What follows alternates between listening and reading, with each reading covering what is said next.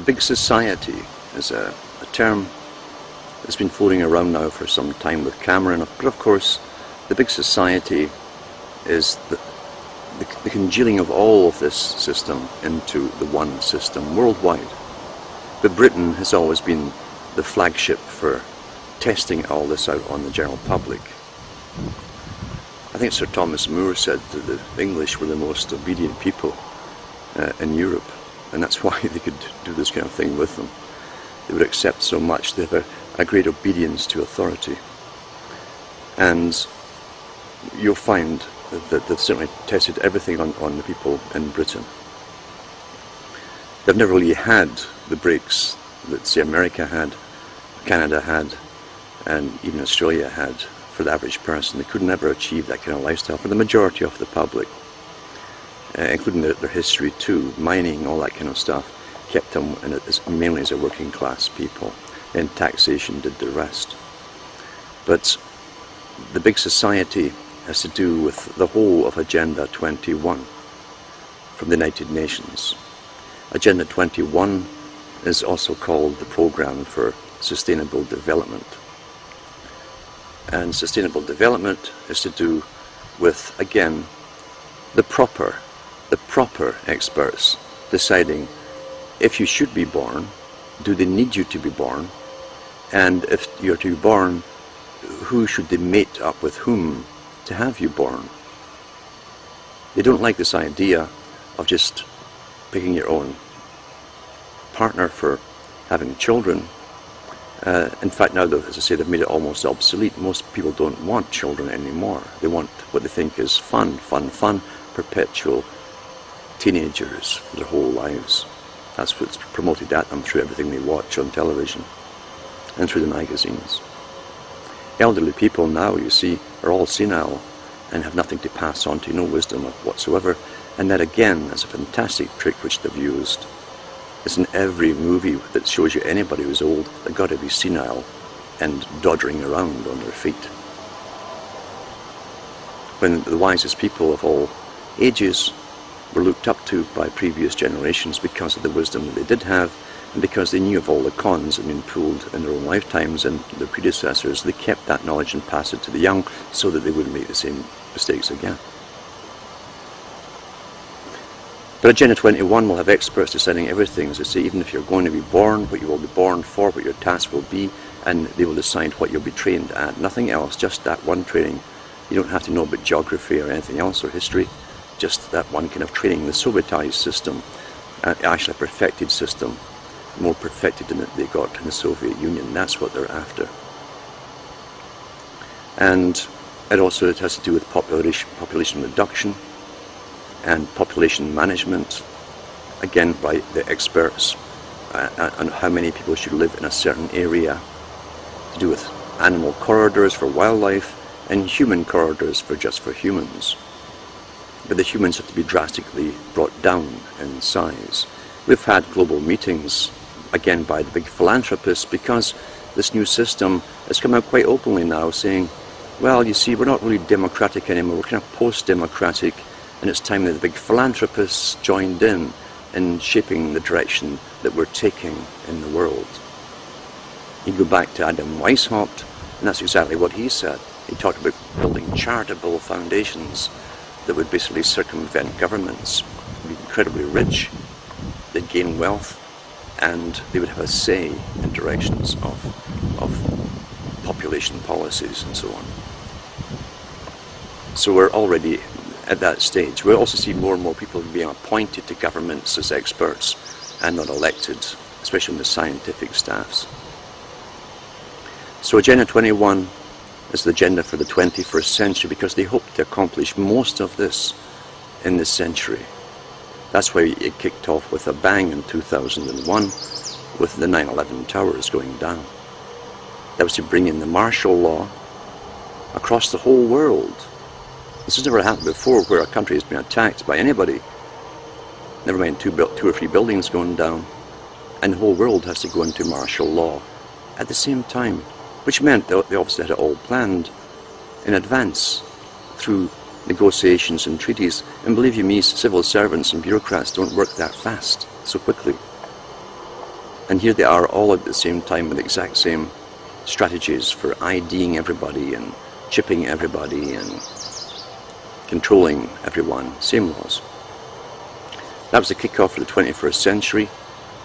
The rest of the happenings we've had since then have been wars again across various countries, Middle East and so on, in order to make them standardized, because the Muslim religion, again, is probably the last one left that still has a culture attached to its religion, very intertwined. You can't separate the two. They're not into usury the same way either, and that's a no-no. You must get the central banking system, which really is there to borrow money from private lenders and get debt going in order to control a country. And that's what's happening today across the world, as the big boys who already own all of us in our countries are now after owning the other countries as well. And that's what it is. They will own them, lock, stock and barrel, under the guise of bringing them democracy, which they tell us is now obsolete for us. We're post-democratic. That's the Club of Rome that said that. And once again, they must fulfill all of the agenda this particular century. In the last century, the 21st century was to be the era of change, the century of change. That's what they called it in academia, in philosophy and sociology, because they knew what was coming. At least the high professors did. They've been working at it their whole lives, and they're funded by governments to do so, and think tanks and private foundations that run the philanthropies. Margaret Thatcher and others have called it a parallel society, or a parallel government, I should say. And that's what it is. It's a parallel government. There's hundreds of these foundations, and they employ their think tanks. They have members sitting on government scientific panels. They have members working inside government too. They have bureaucrats, a lot of bureaucrats working for them. They're placed there. And they also lobby governments. The governments know, of course, what they're expected to do. They're sitting waiting to be lobbied by these massive authorized NGOs, all under the United Nations, of course. They're authorized by the United Nations. And look at the umbrella of organizations under the UN to see how many there are. And they're all for what you would think were the furthest far left changes you can imagine. Because it's a form of socialism is to control the world on behalf of the fascists at the top. It's more efficient to have massive bureaucracies and experts running every individual on the planet, on behalf, as I say, of these incredibly wealthy fascists at the top. They like order, you understand. They've always liked order. Order really appeals to them. It's got a ring to it. And anything that's untidy is a nuisance to them, and sometimes they see it as a threat, especially free thought. That's why all your writings on the internet, everything, your conversations are monitored to make sure that you're absolutely predictable. Absolutely predictable. Nothing can go wrong. Nothing can detract or sway from this direction we're going into, we're actually into. Now, what will they do with this New World Order? Well, as I say, the countries will disappear. They may even be bought over piecemeal, pieces of them, one piece at a time, and people will grow up into an area or a region, and it'll be owned by Sony Corporation or whatever it might be, who knows. But that's the way it will go. Under necessity, of course, under bankruptcy's necessity, that's how it will be done. The big society is to work parallel with it to make sure it's uniform across the whole world. And the children have to be given a special indoctrination, and so that if you mention a country or any kind of nationalistic idea at all, they'll actually think you're an enemy. They'll look upon you as being a kind of dangerous character with ideas of that silly nationalism or pride in your culture, your country, or whatever. It's all been done before on different scales in different countries in totalitarian states. This has been done on a world scale today, and it's got better indoctrination. I don't think there's a single movie out there anywhere that you could watch today that doesn't have a whole bunch of updated, politically correct messages included within it. Sustainable development is the big stick for forcing all this through. Remember too, if you're living in an abusive system, you must really abuse those who you want to control. And you get their allegiance to the abuser by getting the abused to believe it's their fault. That's how it works. And we're being constantly bombarded with big money, big organizations, well funded through the foundations and your government, telling you there's too many people, they're just taking up the world's resources, and we can't just keep this going on for much longer at all. We had Prince Charles out, remember, a couple of years ago. Every couple of years he comes out and says the world's going to end in 6 months if we don't stop all this consumption. And it keeps rolling along, and we're still here, and it doesn't stop them, of course. They never stop, because every time they do it, there's always a certain amount of weak-minded people who believe them. So there's more and more each time they do it. But the sustainable development is to be a new peasant system, really, and the big society. The big society have categories of, again, the class system. Don't forget the class system. It's no different than Canada. Most folk in Canada now who are buying places in the country are working for government. They're bureaucrats, civil servants. They can afford it. They get the special mortgages. They get the special rights to live on the land. They're not bothered by inspectors because they're part of government. Where everyone else is being harassed all the time with higher taxes, government inspections for pollution and all these kind of things. They put lots of farmers out of business under these pretenses, and it's not going to stop.